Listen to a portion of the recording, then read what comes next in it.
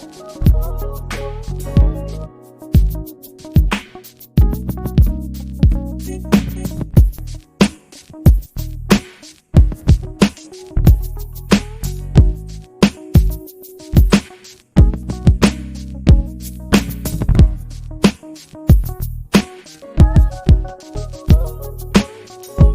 Ringside crew, welcome to the internationally known Dudes at Ringside podcast. And now here's your host, Joe, Panther the Third. Hello there, wrestling fans. Welcome to another episode of the internationally known Dudes at Ringside podcast. I'm Joe Panther the Third, and man, today is a really hot and steaming episode. Fiery. So today I want to introduce you to a wrestler that's burning up the roads out of Pittsburgh, Pennsylvania, my home state. Let's give a warm Dudes at Ringside welcome to Shawn Phoenix. Let's go. What's up? How's it going? Good, man.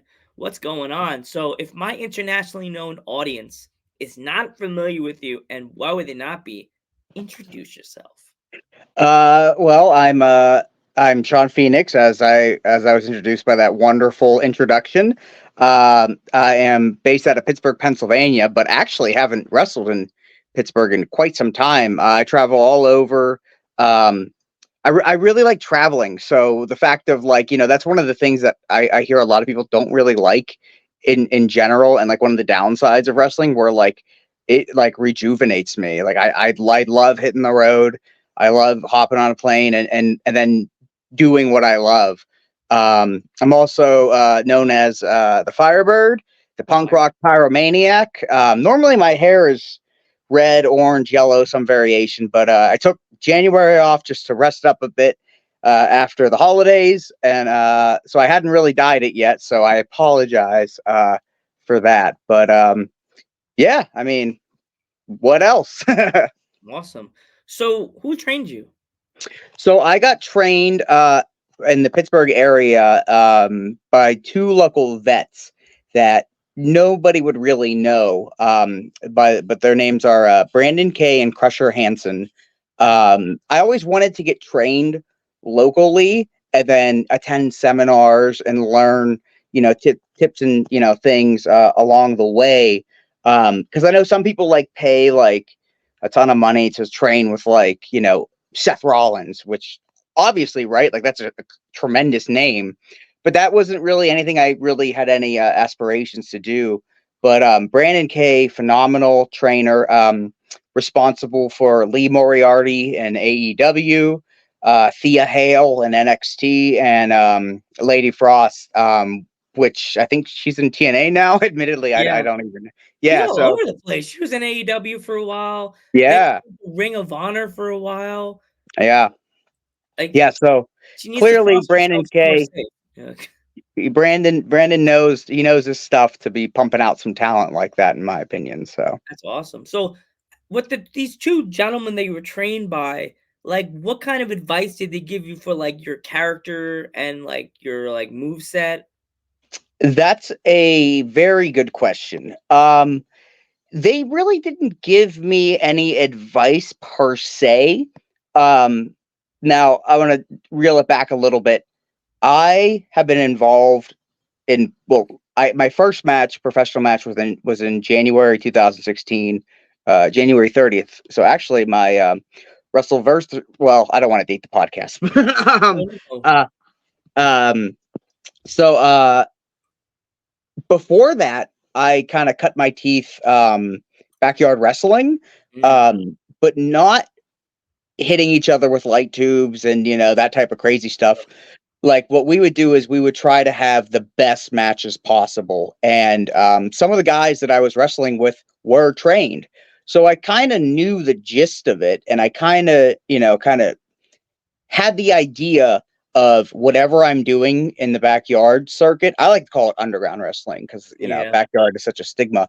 Whatever I was doing in that era of my life was to prepare me for professional. So I would kind of develop comfortability with motions and ideas like I breathe fire in my entrance. I first did that whenever I was backyard wrestling, and I figured if this would get a reaction within my friends, my friend group watching, then the fans of a paying professional wrestling show would love it as well. So I kind of already had, the core idea of my persona and my character and my name. But like somebody else, one of my classmates really didn't have any ideas. So like they kind of, were throwing suggestions his way, and they found what stuck. But they they liked what I presented, and they believed in my ability to do it because I believe in my ability to do it. But I wouldn't say that I'm done, like one of the things that I like about pro wrestling is it's a ever changing art form. And this past year, I've challenged myself to approach the way I view who I am as a performer um, differently, rather than I'm a wrestler. The word that I just used, I view Shawn Phoenix as a persona, as a character. So really to think about the motivations and stuff like that, and to try to approach wrestling from less of a wrestling mindset and more of a TV show. So I'm constantly trying to, improve and challenge myself and, create. Awesome. Long answer to a short question. I Yeah, apologize. I love the long answers, man. I'm also putting this on Spotify, so whoever's listening, you got some time. Get your popcorn, get your beer, get anything cozy, and sit back and listen. Or if you're in your car in traffic, I know that sucks. So let's go way back. When it was like this goes back to when you're just first time walking into the training facility. What were you thinking the first time you walked in? Honestly, I didn't think so. We had a tryout per se, and I did not have any real expectations that I would pass the tryout, because I had previously tried out at a different company some years ago, and I had just recently tore uh, both rotator cuffs, and I didn't tell the class. So all they saw was a dude that couldn't do push up. Like I remember I had to walk in like a wheelbarrow position on my hands from one corner, touch the bottom pad, and do 10 push ups. Walk on my wheelbarrow position. Somebody was holding my leg to the next one. So all they saw was a guy that was really struggling to do that, where it literally burned. It hurt. I had two partial tears in my both rotator cuffs, so I didn't pass the tryout. So I kind of went into this next one with Brandon and Crusher thinking, I'm not going to pass this, but I'm going to try. Like I would much rather regret doing something rather than regret not doing something. Because, that was in 2015. Let's say I never did it, and here we are, 2024. It'd be like, man, if I just, got out of my head and gave it a try, who knew, what could have been, achieved. And so I really didn't. I was just like, you know what? Hope for the best, expect the worst. And I think for this particular tryout, it was pretty rigorous. I think I had to run a mile, do like 100 push-ups, 100 sit-ups, 100 squats, maybe 120 squats. And then I think there was 100 something, maybe 100 jumping jacks. And I had so much time to complete it. But I could break it up. Like I could do 10 push-ups if I wanted, 5 sit-ups, et cetera, et cetera. And I didn't complete everything. What I didn't complete were my rotator cuffs, because I actually never got surgery on them. I got something called prolotherapy, which is kind of like a scab. It's a long thing. Oh, geez. Yeah, it's they inject the tear, and then it inflames the muscle, and then it kind of repairs itself in a way, but not as good as surgery would be. So I still have shoulder issues, not that much, but I think I owe, like, when it came down to it, there was like 30 more push-ups I had to do, and I ran out of time. I'm like, damn it, like, well, I'd give it a shot. But Brandon, he pulled me aside. He was like, okay, well, how'd you think you did? And we were talking, and he's like, well, you know what? You passed. And I was like, I didn't complete it. And he was like, but you never gave up. and you never made excuses. And he saw that. And that was huge to me because though at the time my body physically couldn't really complete that course, the heart never gave up, and the passion never died. And he had said that a lot of people that he, would run that tryout with didn't actually physically pass what was required, but he could tell that their heart was in it and he didn't regret passing them. Where there were some people that passed the tryout physically, but they ended up like fizzling out because they weren't super passionate about it. So it was more of a passion test than a physical one. And then I said, well, I really appreciate that. And I will make up those 30 push-ups for you whenever, next practice. So it was right before a class of already, of trainees. And he was like, all right, well, you're done. You can, head on out. And I was like, well, can I stay and at least watch and learn what I can? And I think that really impressed him in some capacity that like, yes, I wanted to do this. He didn't really, at the time, he didn't know if the most recent newest trainee that he passed was going to be showing up. So he didn't know if I would be doing anything. But then once that trainee showed up, he was like, actually, we can teach you this because he's learning the basics. So right then and there, it was like, all right, let's go. And also I forgot to mention, I did have some training actually back in 2016. I'm sorry, 2007 at a different company with a different trainer, and I kind of learned the basics of it all. And I just couldn't afford it at the time as an unemployed high school kid.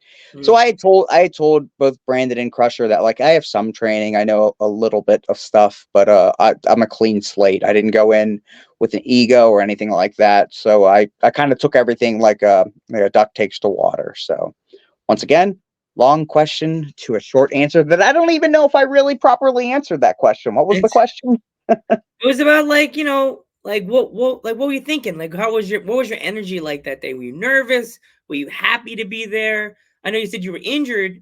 So like was it more that you were scared that you were injured, that you were gonna re-hurt yourself going in, or you were just excited to be there? I wasn't so much super injured. I would say, there's a difference between being hurt and being injured. Like you can go to work with a hurt ankle. You can't go to work with an injured, broken ankle. That there's a difference there in my mind. Where like my shoulders would start to hurt from doing some of the, pushing it. But not necessarily injured for this, most recent tryout. But like I said, I was more so like hoping for the best, expecting the worst. And I had been in that building before. It's also where they held shows. So it was like, okay, I'm comfortable in this environment. I'm comfortable in a ring. It's, can I do this test? And physically I couldn't, but the heart, I could. So like, let's go a little bit further. When you made your debut, like what did you have to do before that to make yourself like feel like this is home? Like your very first match, what was your energy like? What were you thinking, and what music did you use? Are you talking about like not the lead up, like the months and months, or just like the actual first, like the day of? First match, like your very first match. I didn't know what was going to happen. There was a seminar. Yeah, there was a seminar that day. Samu, from the Hawaii family, had a connection. Yeah, had a connection with the company. He did a seminar, and it was the first seminar I could attend as a trainee. So I'm like, yeah, I'll do it. And there was, the idea of, hey, whoever, stands out on this seminar, we may have a spot for you.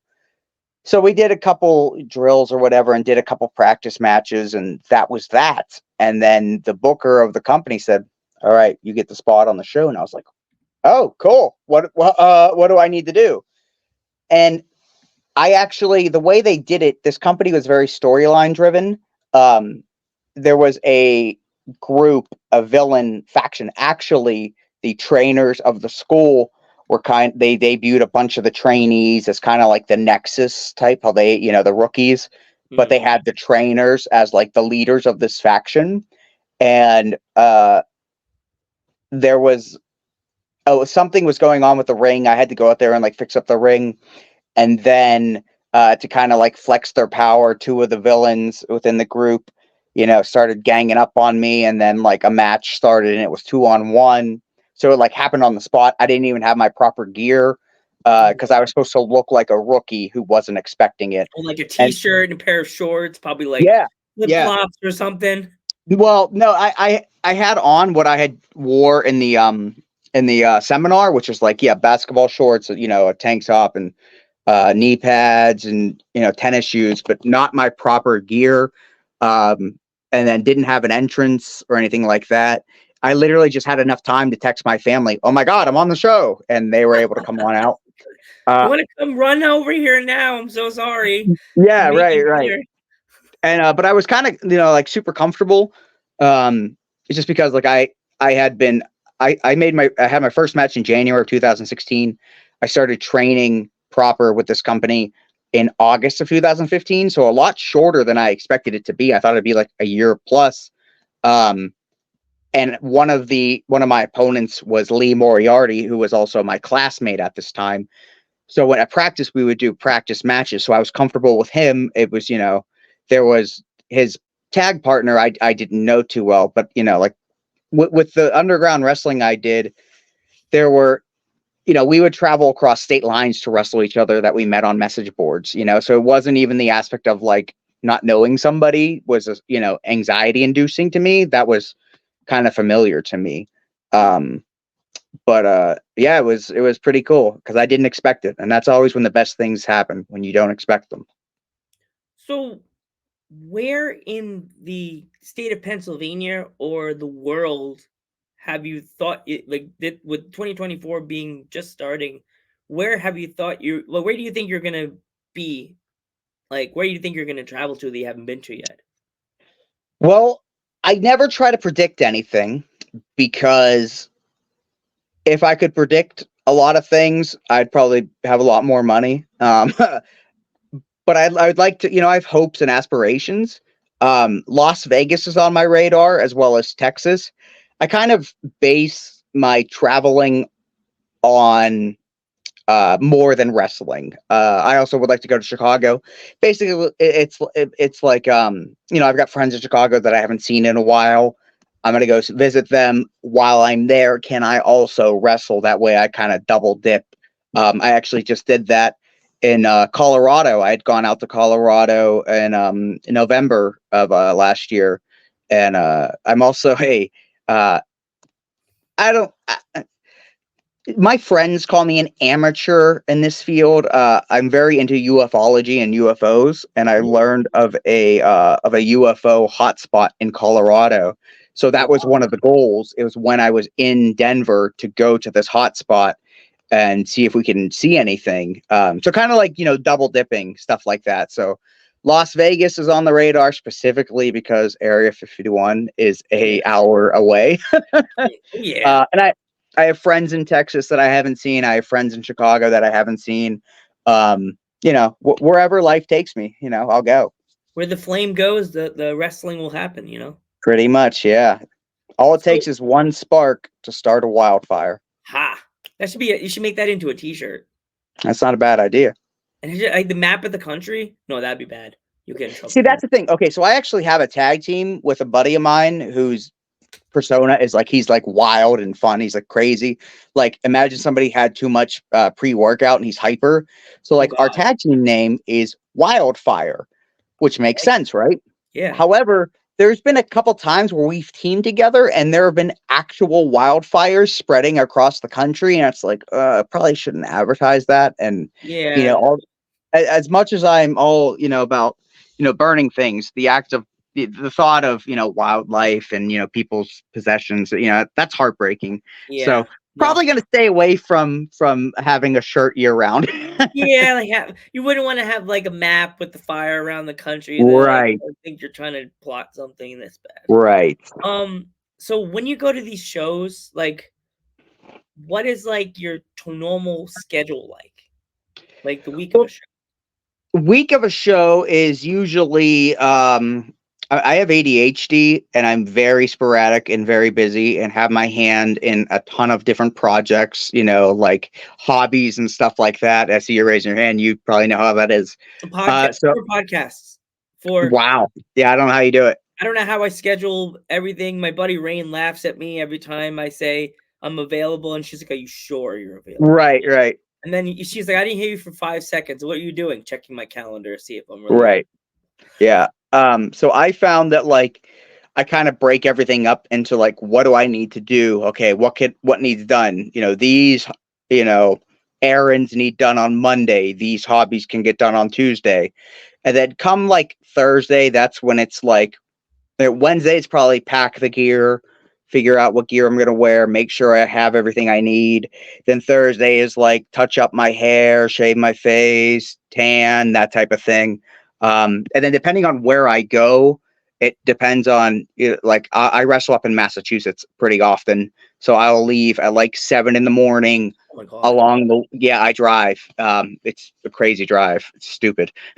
um, Drop off the dog at boarding along the way, Oh, drive up there, literally get there with an hour's time, set up the merch table, get in gear, stretch, do everything like that, get in my own head, and then, go time. And then for that particular show, once the show's over, pack everything up, head back home. And it's like 16 hours in a car within 24 hours time.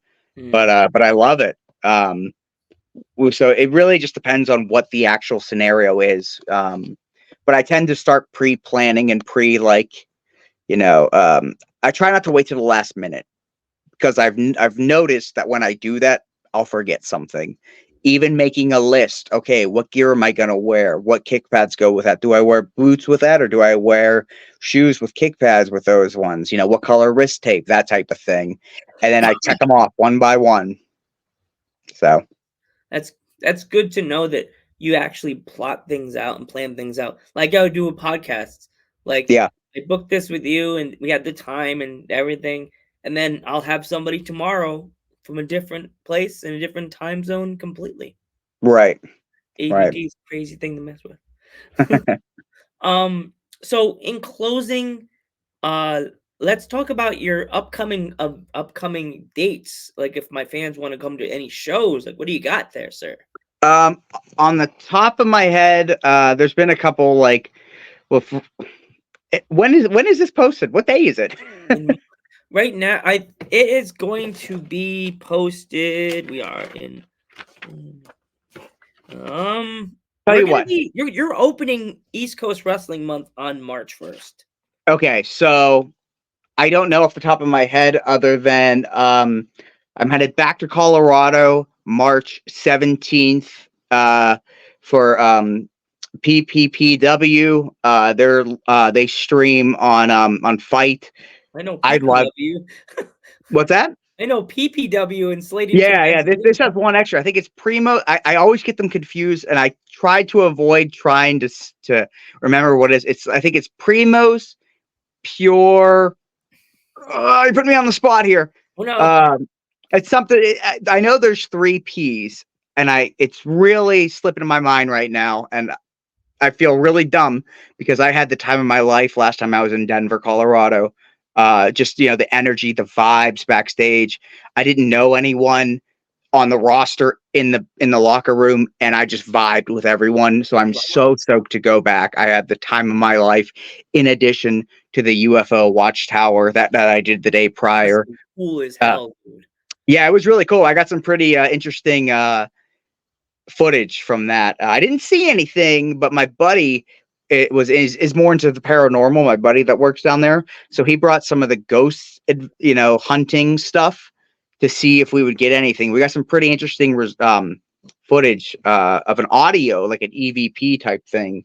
Oh, wow. Which I'll send that to you privately. It's on my YouTube if anyone cares to see it. What's your YouTube? So we could when you continue with your. I think it's just Shawn Phoenix. The best way to find me on YouTube, because that's been a recent project of mine, taking my YouTube more seriously, and try and making it look as professional as possible. Because I'm not technically sound by any means. But the best way to find me is looking for what I'm known for. I fractured my skull in 2018 and went viral when the footage got posted. So if you literally look up Shawn Phoenix injury, you'll find that video. It's got 100,000+ views. It's pretty rough to watch, so viewer discretion is advised. But you'll see, it's posted by my YouTube. I think I want to say it's just youtube.com/Shawn Phoenix. But all my social media is, at X Shawn X Phoenix. That's X before Shawn, X before Phoenix. There is not an additional X after Phoenix. That's Facebook, Instagram, Twitter, you name it. I'm all on there at that. So, yeah, make sure you check out PPPW, Primo's Pure Pro Wrestling, something like that. Awesome. So, I want to thank you so much for coming on the podcast. It was so much fun, Shawn. I Thank you for having me. Back on later in the year. Yeah. We update and remember, this podcast always helps out and like with wrestlers and promotions. So please tell the PPPP, let all those P's about Dudes at Ringside podcast, because we'll do. I would love to have the promoter or the owner on so like we could talk shop and you could tell me about it. We could do I love doing spotlights. I love bringing on the promoter and then having the rivalry or like the whole women's division just coming on and we'll just like talk shop. Right. Make them look like a giant of the podcast of the wrestling world. So for sure. I'm Joe Panther the Third.